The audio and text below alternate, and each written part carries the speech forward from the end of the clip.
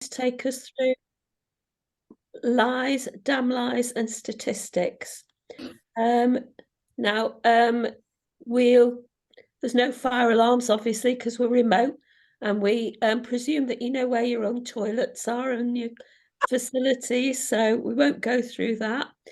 So without further ado, we'll pass over to Nick. Thanks, Nick. Thank you, Claire.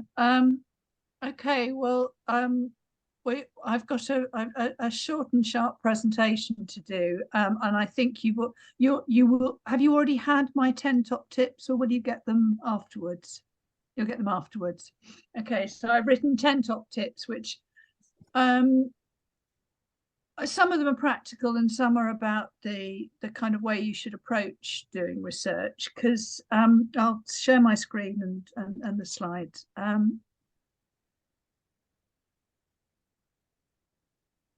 And start the slideshow.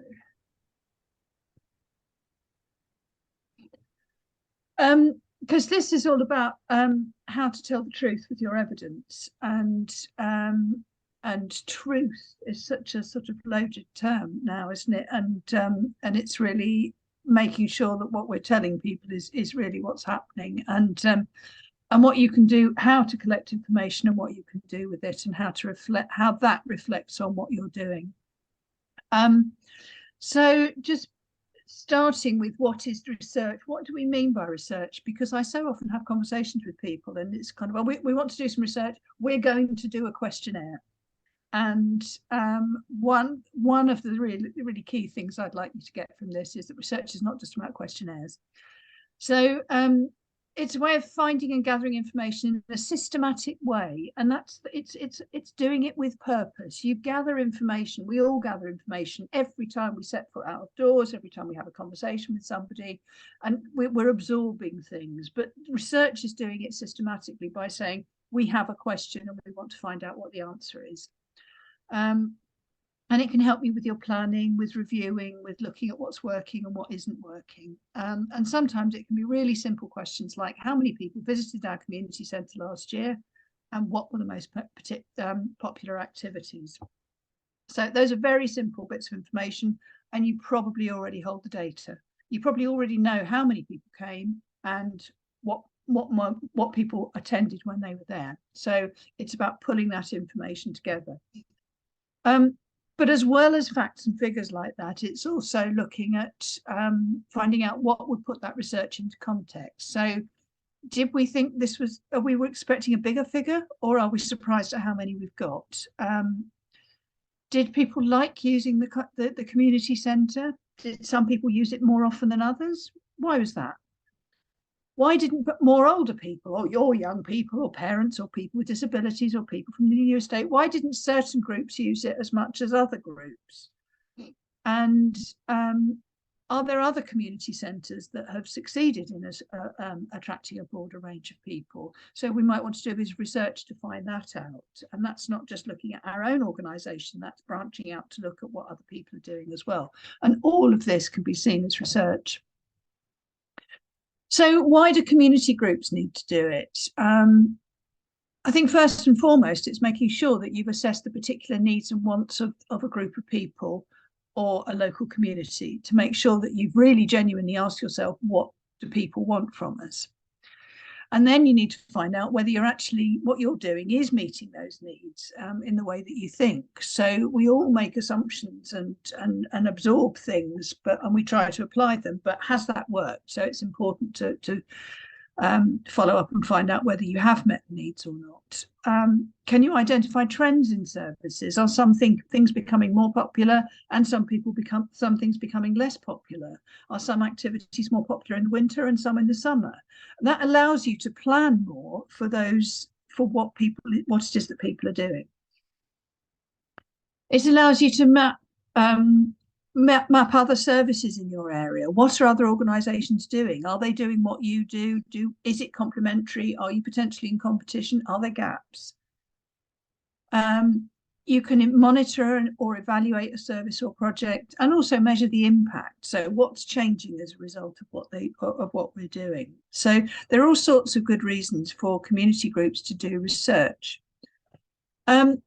But I suppose the key question is our research proper research? Because we all have a vision perhaps of what proper research is, and it's big groups of people and it's questionnaires and it's formal and it's scientific. And I want to say that there are lots of ways of doing research which are proper research, which don't involve any of those things. But in order to make it proper, I think you need to know what you want to find out, have some clear questions in mind, make sure you're asking the right questions that will provide the answers that you're looking for.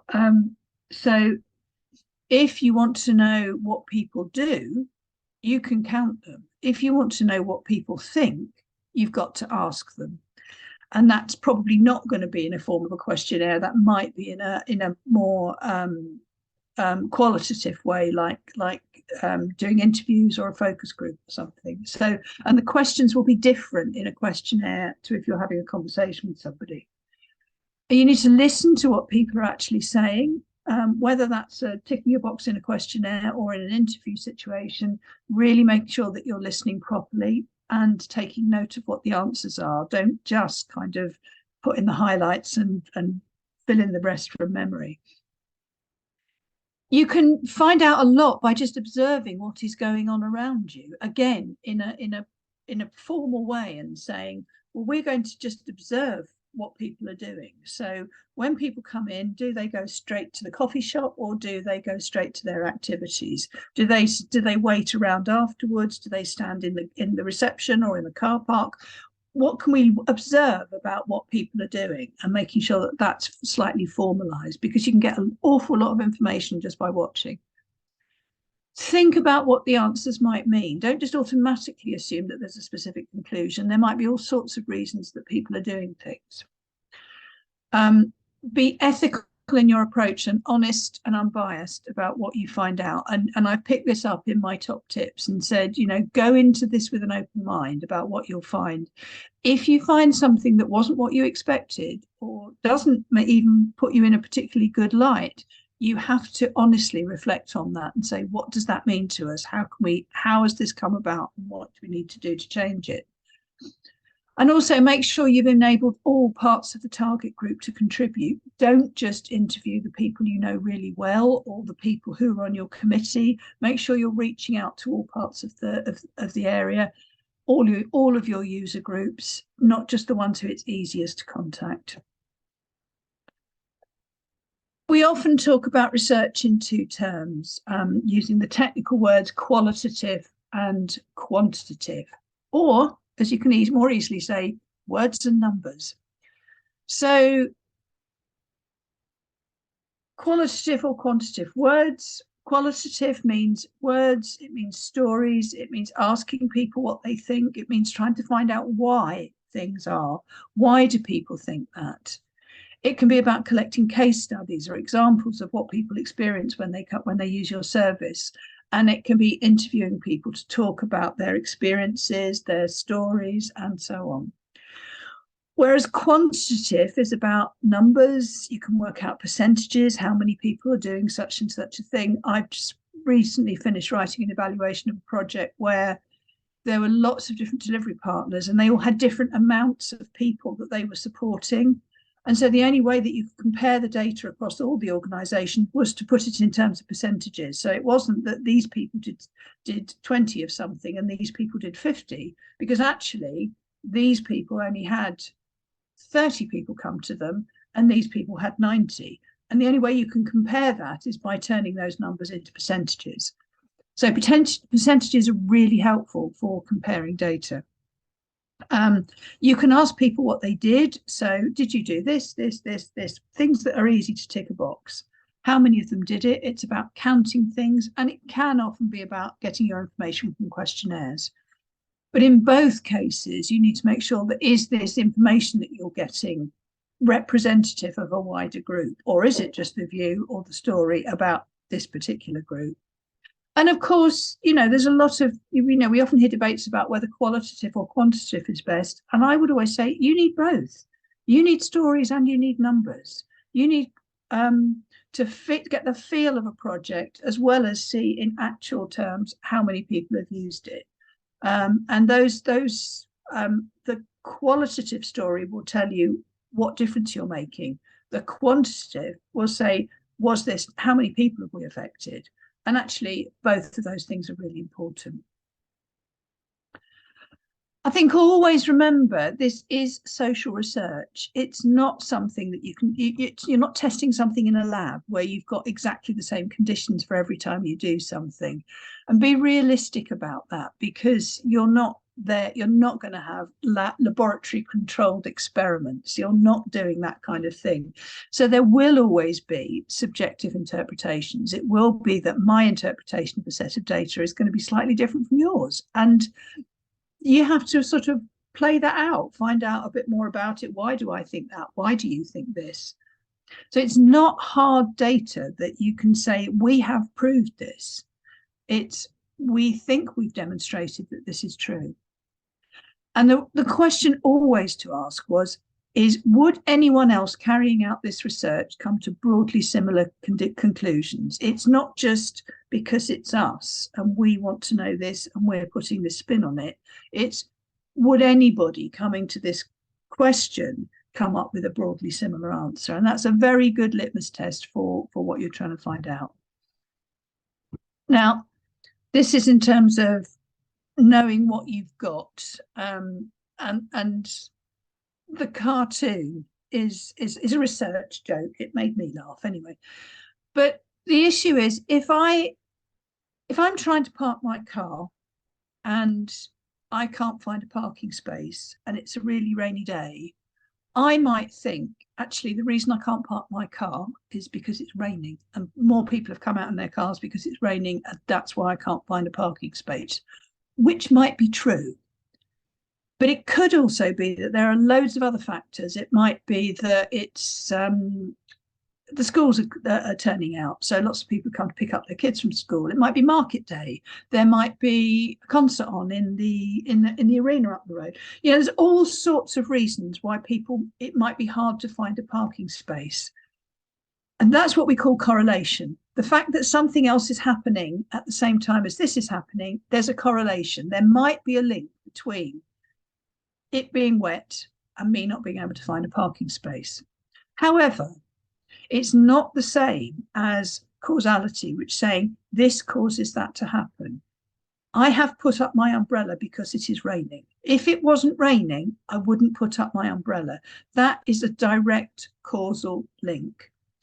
And so when you're looking at the information you find out, you really need to be, do I absolutely categorically know that this caused that? Or can I say, there's a strong likelihood that this was because of that because we did this, people were helped in that way.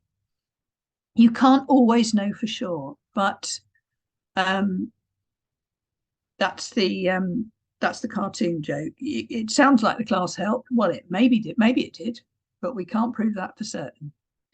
So when you're thinking about research, think about proportionality. If you've got a small project, you don't need to do a massive bit of research. You can just do a bit of observation and maybe some informal conversations with people. Think about transparency. Have we made it clear what we absolutely found and what we didn't, what we're implying from what we found? And integrity. We're not inflating the figures. We're giving an honest picture of what's going on in our organization. Now, this is a really important link. RVAC, which it stands for, never remember what it stands for, Association of Research in Voluntary and Community Organizations, I think, have this website where they have a community research toolkit. And as you can see, it's partly sponsored by Local Trust. And I did some work on it to review it and update it a couple of years ago. And you will find absolutely everything on this website about how to do research. Everything from how to write a questionnaire, how to organize interviews with people, how to engage a university to work with you if you want to work with, trying to get some students involved in your project, all sorts of absolutely, this is how you do it. There's some core pages and then lots and lots of references to tools and other resources and more information. So it tells you how to, starts to tell you how to do statistical analysis of your research findings. There's not that much about it, but there's a lot of references to where you can find out more. So this is, I really, really strongly encourage you, if you're thinking about doing some research and you want some information, use this website and the toolkit on it. And there's some templates as well. So questionnaire templates, interview templates and things like that. And then just one last thing, if you want to measure impact, that research website is free. This is a paid for thing, but it's again a very straightforward, practical guide to measuring your impact. And it's something that I worked on a while ago, and it's sold through an organisation I'm connected with, Social Enterprise East of England, which is where all proceeds go.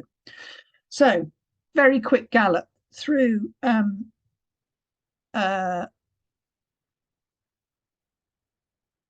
through the presentation, and any questions, any comments, any experiences you'd like to share?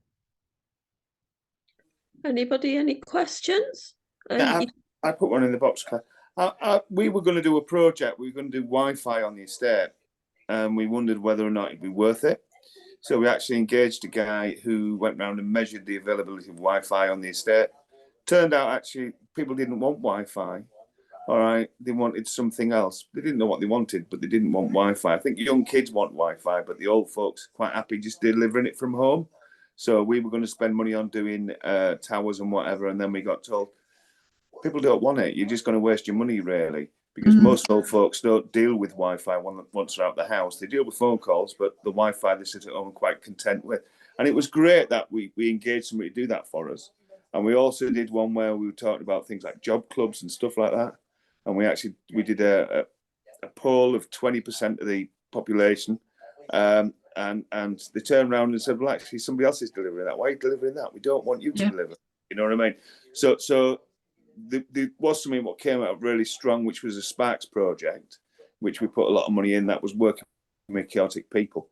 But what we thought they wanted, they didn't want. And I think sometimes it's not about what you think, it's about what reality is. And reality has changed massively in the last 2 years. Absolutely. Yeah, really good point. And I think, and that kind of finding out what people wanted, I mean, partly by measuring what people have got, but you could still have made a mistake if you just said, well, who's got Wi-Fi? What you had to say was, well, what do you want? What do you need? And that those kind of conversations is what gave you the real insight into what people were looking for. So yeah, really good example. Most of our kids, when we ask them, you know, what like, oh, we go to McDonald's. You get free Wi-Fi at McDonald's. They're not bothered. You know what I mean? The church has free Wi-Fi as well, and the community centre has free Wi-Fi. So why are you going to spend money putting more Wi-Fi out there when actually we're not going to use it? You know, where we want to sit in front of the shops, there is somebody providing us with Wi-Fi. So really, why can't we have a nice event? And really, I think for us, it was really good. Brilliant. Any other questions or observations? Go on, James. Hi, yeah, thanks, Nicky. Nicky, we are starting to try and work a little bit more closely with the local council, and it's a very slow and painful process. And they've come to the conclusion that they had a tool that they built called CBAT, which was for measuring and monitoring community value, so that you could get discounts with council assets like community centres, etc., etc.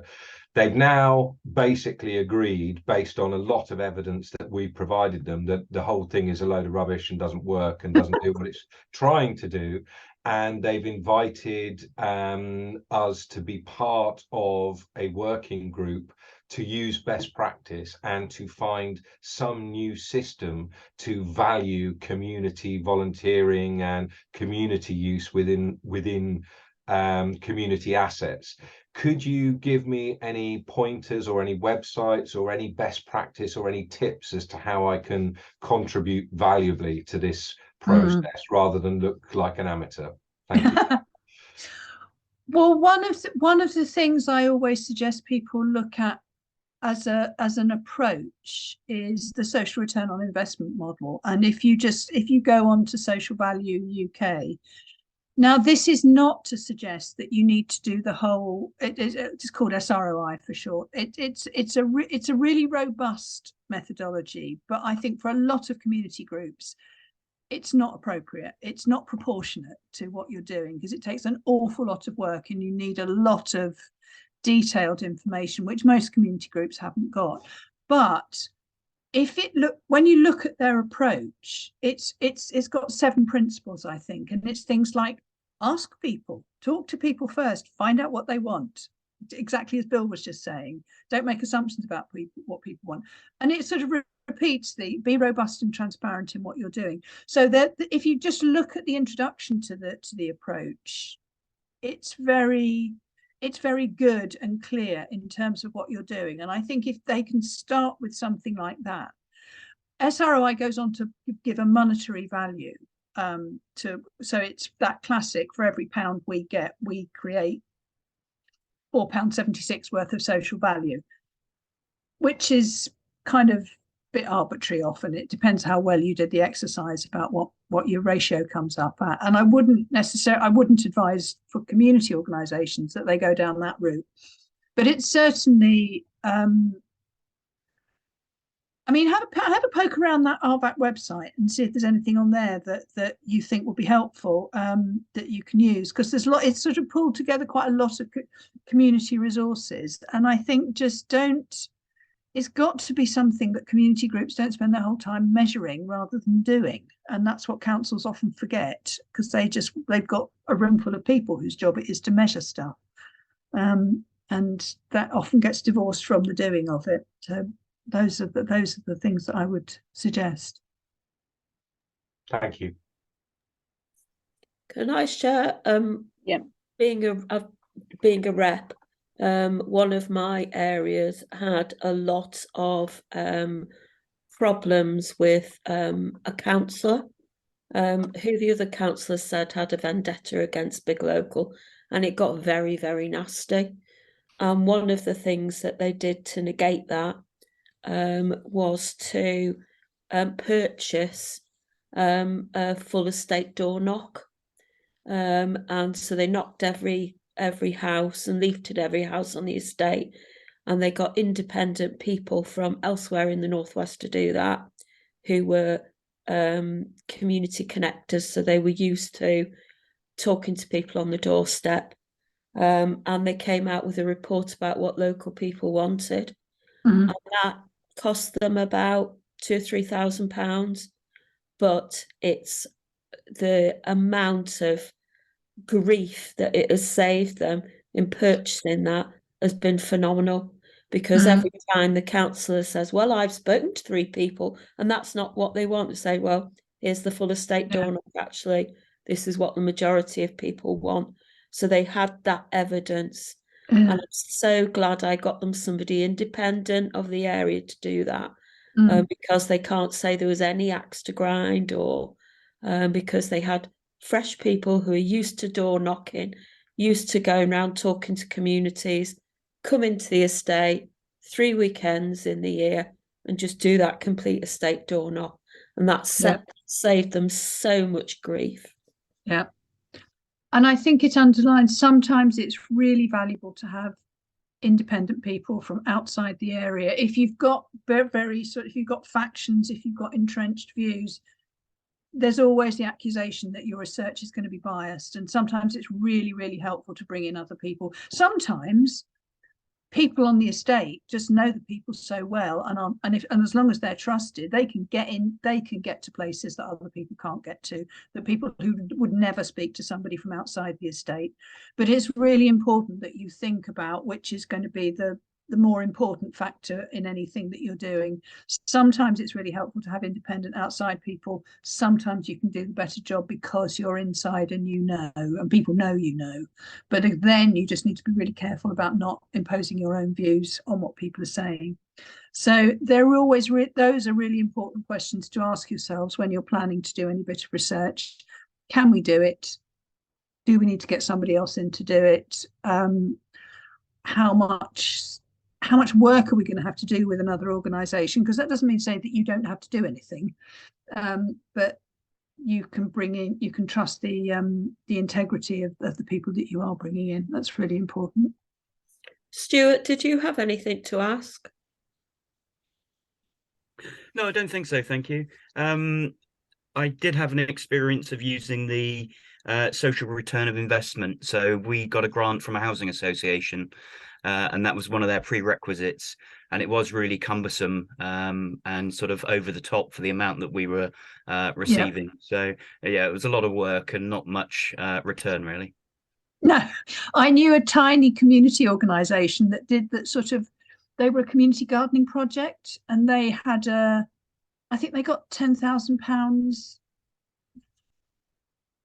No, I think they got less than that. I think they got a few £100 every year to maintain a bit of grassland next to a railway siding in their area, and the council paid £10,000 to commission a social return on investment for, and you just think, totally out of proportion, totally unnecessary. So people love it because it monetizes the social value, which is a really interesting thing to do, but it's also a complicated thing to do. And sometimes you can get much more useful information by doing something much simpler. So yes, it's great. It's a great tool in the right place, but not for everywhere. Okay, Dajarai, did you have anything you wanted to ask? Yeah, thanks, Nicky, for the presentation. For how easy is it to train local, researchers at community level for those simpler social research, that we want to take, that we don't want to give out or commission out? Because sometimes I feel like people want to do it, but we don't necessarily know how to go about training people on how to do it.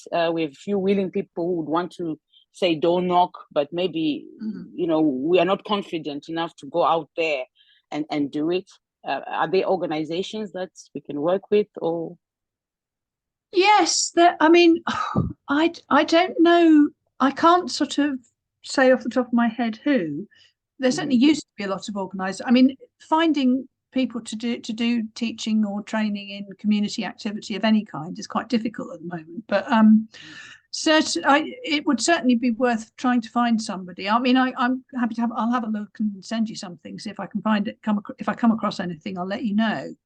But you could probably, again, if you have a look at that RVAC toolkit online, and so if you want to do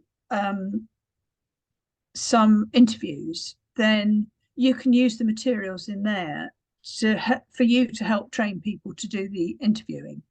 If you're confident in putting that across to other people, you could just sort of think about, oh, well, okay, we can just spend an hour and go through these kinds of materials and work up some exercises for them. Or I'll see if I can find anybody who's actually doing that kind of training now and let you know. Okay, and when we do such research at community level, does it carry the same weight as the one that we do? Let's say if we commission someone out, does it have the same weight?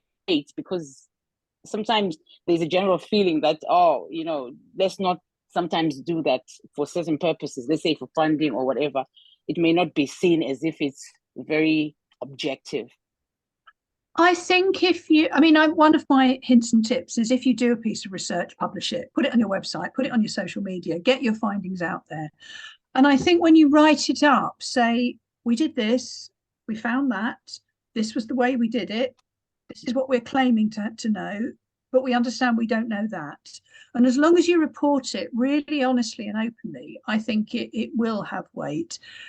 Having said that, it is probably, I'm very ambivalent about getting universities involved with this. There's a bit on that website that says you have to put quite a lot of work into getting something out of it. I have honestly seen so many projects where you contact somebody who knows masses about a subject, and they're Professor so-and-so, but Professor so-and-so isn't going to be doing your bit of research. It's going to be one of their graduate students who's never come across this subject before and who's going to say some things which are completely naive and useless to you. So you have to manage that process very carefully to make sure that and also what they will be doing is a piece of academic research. So they'll write out the theory of what they're doing and why. You don't care about that. You need them to know exactly what you need to know, the practical application of what they've found out. So you have to be really insistent, I think, that what you want is, I mean, they can write all that stuff and submit their assignment on it, but you want an edited version that hasn't got that stuff in it, because nobody in the community wants to read it all. I mean, and I say that I also work for a university and I mark student assignments, and I know how uninteresting some of those sections can be. So it's sometimes having a university name attached to it, for example, might give you extra added weight, but it's a question of, will it also be of value to you, or is it something that happens to be banded with the university badge, but it's not really that helpful. Okay, thank you. Okay, folks, well, we're, believe it or not, up to our half hour. Wow. It's just left to me to say thank you very much, Nicky. That's been really interesting. And thank you to everybody for sharing your experiences. Yes, absolutely. Nick, is it okay if we put your email address in case people after this think, oh, I should have asked her that, or yes, sure. And you've got the slides and the 10 top tips to circulate now, haven't you? So yeah, that's you've got all you need there. Brilliant. Okay. Yes. well, good to. It's a subject I really like talking about, so I'm more than happy to have done it, and I hope it was useful for you. And good luck with your research in the future. okay, thank you very much, everyone. Enjoy your lunch. Okay. Bye. Thank you, Nicky. Thank Bye. you, Claire. Thank you, Dadarai. Take care, guys. Bye.